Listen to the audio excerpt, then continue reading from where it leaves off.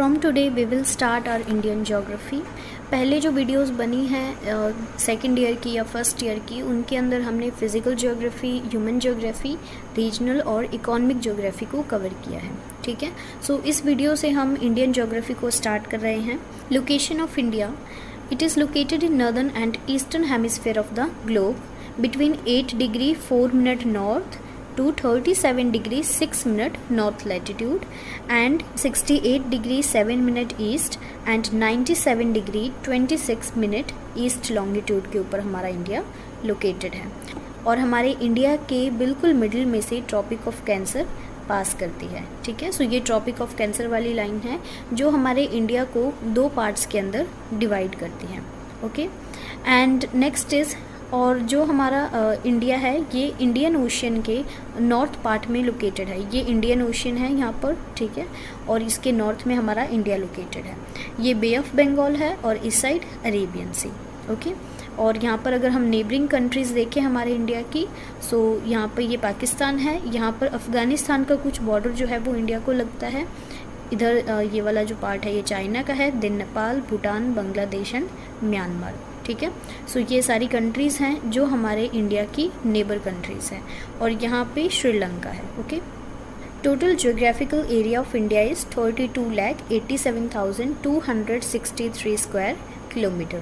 अर्थ के total area का 0.57% और जो लैंड एरिया है अर्थ के ऊपर उसका 2.4% जो एरिया है वो इंडिया कवर करता है। ठीक है, और इंडिया 7th लार्जेस्ट कंट्री है पूरे वर्ल्ड के अंदर। अगर हम नॉर्थ से लेके साउथ तक का डिस्टेंस देखें इंडिया का, that is 3,214 kilometre and east to west है 2,933 किलोमीटर। ठीक है, सो नॉर्थ से लेकर साउथ तक जो डिस्टेंस है date is 3,214 kilometre and east से वेस्ट का जो डिस्टेंस है, ईस्ट से वेस्ट का distance that is 2,933 kilometres. Okay, ठीक है, और हमारे इंडिया के दो आइलैंड ग्रुप्स हैं, that is Andaman and Nicobar, ये बे ऑफ बंगाल के अंदर हैं, और लक्षद्वीप मिनिकॉय ये अरेबियन सी के अंदर हैं।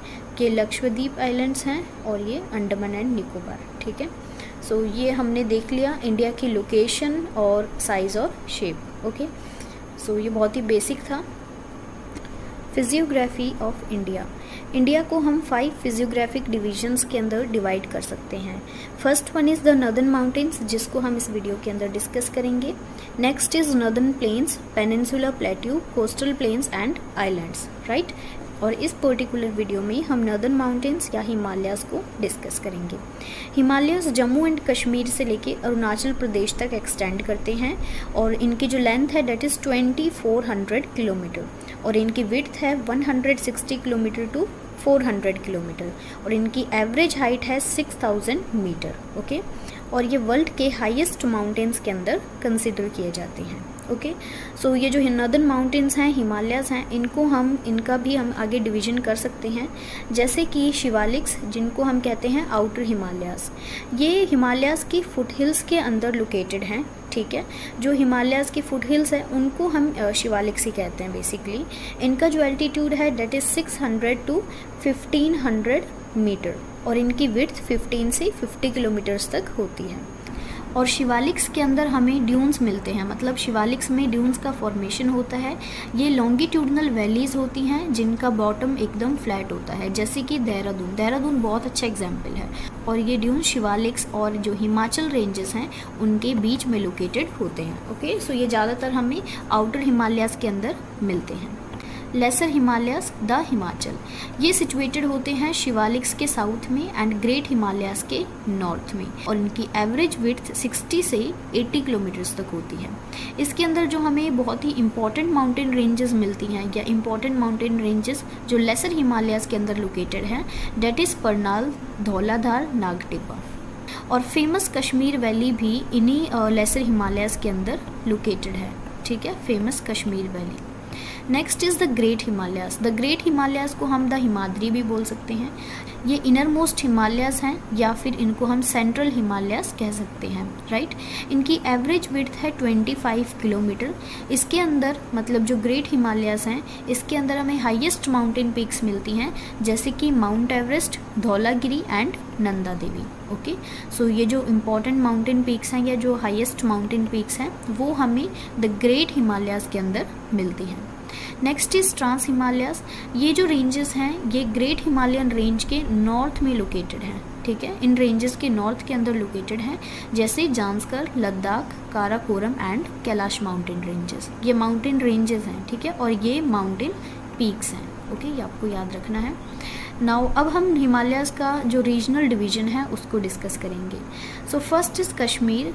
ये जो माउंटेन्स हैं या ये जो कश्मीर हिमालयाज़ हैं ये एंटायरली जम्मू कश्मीर और लद्दाख, ये जो 2 यूनियन टेरिटरीज़ हैं इनके अंदर लोकेटेड हैं।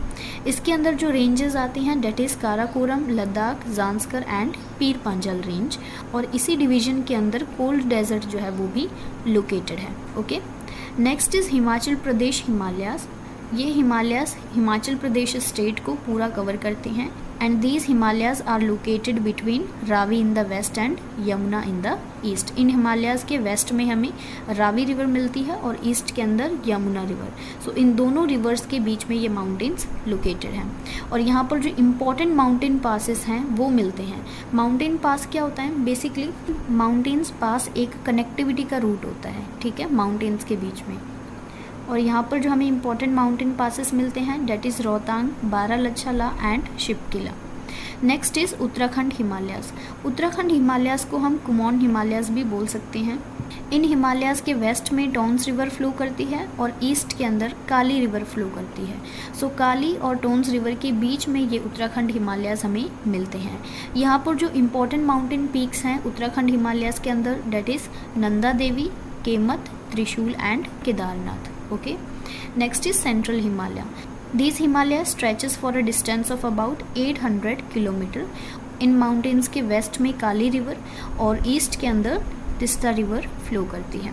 और यहाँ पर मतलब ये जो सेंट्रल हिमालयाज़ हैं यहाँ पर इन हिमालयाज़ के अंदर हमें वर्ल्ड की हाईएस्ट माउंटेन पीक्स मिलती हैं, ठीक है। और सेंट्रल हिमालयाज़ का जो ज़्यादातर पार्ट है इन हिमालयाज़ का वो नेपाल के अंदर लोकेटेड है। Okay, next is eastern Himalayas. Eastern Himalayas Teesta और ब्रह्मपुत्रा रिवर के बीच में लोकेटेड हैं। इनको हम फर्दर 3 सब रीजन्स के अंदर डिवाइड कर सकते हैं, जैसे Darjeeling Sikkim Himalayas, Bhutan Himalayas and Arunachal Himalayas, ठीक है। सो ईस्ट के अंदर 3 सब डिविजन्स हो गए, Darjeeling, Bhutan and Arunachal Himalayas. Okay, so ये हमने किया है रीजनल डिवीजन। तो सबसे पहले कश्मीर, देन हिमाचल प्रदेश स्टेट के अंदर उत्तराखंड और सेंट्रल हिमालयाज़ और उसके बाद eastern Himalayas. Now we will discuss कि इन हिमालयाज़ का ओरिजिन कैसे होता है। ये Himalayas young fold mountain system का पार्ट हैं या हम इनको यंग फोल्ड माउंटेन बोल सकते हैं। और ये जो माउंटेन्स हैं ये मेटामॉर्फिक रॉक से बने हुए हैं और इन रॉक्स के अंदर हमें डिफरेंट पीरियड्स के फॉसिल्स मिलते हैं। ओके, और इन माउंटेन्स का कैसे फॉर्मेशन होता है ये हमने शायद प्रीवियस वीडियोस के अंदर डिस्कस कर रखा है फिजिकल ज्योग्राफी के अंदर। Now what is the significance of Himalayas for India. हमारे इंडिया के लिए हिमालयाज़ क्यों सिग्निफिकेंट हैं? First is strategic significance. Himalayas act as natural frontier for India with other countries जैसे चाइना, अफगानिस्तान और पाकिस्तान। सो इन सब कंट्रीज़ के साथ हमारे लिए एक नेचुरल फ्रंटियर की तरह एक्ट करता है। Next is climatic significance. ये समर मॉनसून के फर्दर नॉर्थवर्ड मूवमेंट को प्रिवेंट करता है। जैसे समर मॉनसून आता है सो जो मॉनसून विंड्स हैं वो इन हिमालयाज़ को पार करके आगे नहीं जा पाती, यहीं पर ट्रैप हो जाती हैं और जिसकी वजह से हमारे इंडिया के अंदर जो इन हिमालयाज़ के आसपास का रीजन है यहाँ पे हमें रेनफॉल देखने को मिलती है समर मॉनसून में। ओके, अगर ये हिमालयाज़ यहाँ पर नहीं होते सो ये जो मॉनसून विंड है, समर मॉनसून विंड, ये फर्दर आगे मूव कर जाती जिससे हमारे इंडिया में बारिश नहीं होती, ठीक है। और साथ ही साइबेरिया से जो कोल्ड नॉर्दर्न विंड्स चलती हैं उनको भी इंडिया में एंटर होने से ये हिमालयाज़ प्रोटेक्ट करते हैं। Okay, next is physical significance. North India की काफ़ी सारी रिवर्स हैं जैसे कि गंगा रिवर है, यमुना रिवर है। ये सब रिवर्स पेरिनियल हैं। वो क्यों हैं? क्योंकि जो हमारे हिमालयाज़ हैं उनके ऊपर ग्लेशियर्स हैं। ठीक है। सो जो ग्लेशियर्स हैं वो धीरे धीरे मेल्ट होते रहते हैं, जिससे कि इन रिवर्स जिससे ये रिवर्स कंटिन्यूसली फ्लो करती रहती हैं, ठीक है। सो ये एक बहुत अच्छा फीचर है हिमालयाज़ का। और साथ ही ये रिवर्स इन माउंटेन रेंजेस को इरोड करती हैं और जो एल्यूवियल सॉइल है उसको नर्दर्न प्लेन्स के अंदर डिपॉजिट करती हैं, जिससे हमारे जो नर्दर्न प्लेन्स हैं वो बहुत ही ज़्यादा प्रोडक्टिव हैं एग्रीकल्चर के अंदर, right. Next is agricultural significance. ये हमने बात करी ली, जैसे कि रिवर्स हिमालय से बहुत सारे सेडिमेंट्स को लाकर डिपॉजिट करती है, सो वो नर्दर्न प्लेन्स के अंदर डिपॉजिट करेंगी और इससे इस रीजन के अंदर काफ़ी अच्छा एग्रीकल्चर होता है। और साथ ही रिवर्स के इन वाटर से hydro electric power, irrigation, industries और डोमेस्टिक पर्पस के लिए जो पानी है उसको यूज़ किया जाता है। Next is tourism. Himalayas has large ecological biodiversity, काफ़ी सारे हिल स्टेशंस हैं, नेचुरल सीनरी वहाँ की बहुत अच्छी है और हिमालयस का फ्लोरा एंड फौना भी बहुत ही ज़्यादा रिच है, ठीक है।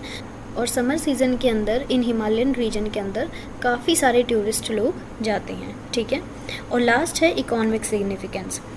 हिमालयन रिवर्स के वाटर से हाइड्रो इलेक्ट्रिसिटी पावर को जनरेट किया जाता है और हिमालयस के अंदर हमें बहुत सारे जो हैं हर्ब्स वगैरह मिलते हैं, मेडिसिनल प्लांट्स मिलते हैं, ठीक है। और साथ ही जो वहाँ से रिवर्स जो सेडिमेंट्स लेकर आती हैं वो भी एक बहुत अच्छा सोर्स है मिनरल्स का और बिल्डिंग मटेरियल का, ठीक है। सो ये हो गए economic significance.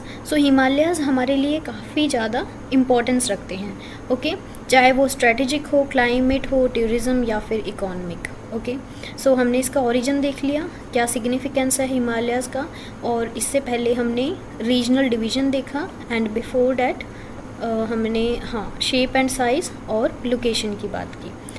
So next video के अंदर हम जो सेकंड फिजियोग्राफिक डिवीज़न है डेट इज़ नर्दर्न प्लेन्स उसको डिस्कस करेंगे।